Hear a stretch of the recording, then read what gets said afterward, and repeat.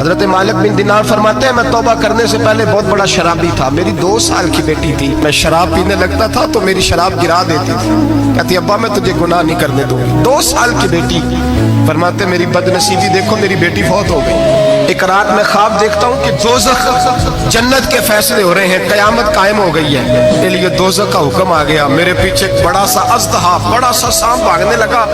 فرماتے ہیں میں دوڑتا جا رہا ہوں، ایک بزرگ نظر آئے، میں نے کہا مجھے بچانا، کہنے لگے بیٹا میں کمزور ہوں، میں نہیں بچا سکتا۔ کہتے ہیں مجھے میرا اشارہ کیا، کہنے لگے پہاڑ کی طرف جا شاید تو بچ جائے۔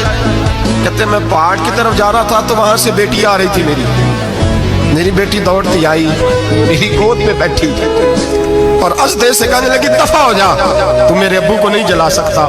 کہتے ہیں وہ 2 سال کی بیٹی کی آواز سن کے وہ اژدہا بھاگ گیا، میری گود میں بیٹھ خواب دیکھنا، میری داڑھی سے کھیلنے لگی، کہنے لگی ابا میں تجھے منع کرتی ہوں نا شراب نہ پیا کر شراب۔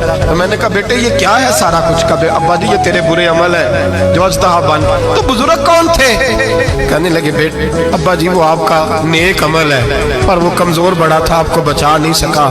ابا جی بس کر دیں، بس کر دیں، اب آپ برے کام نہ کریں، آپ توبہ کر لیں، جو پچھلے گناہ ہو گئے میں اللہ کی بارگاہ میں سفارش کروں گی، رب آپ کے معاف کر دے گا۔ مالک بن دینار فرماتے ہیں میری آنکھ کھلی تو میں پکی توبہ کر گیا۔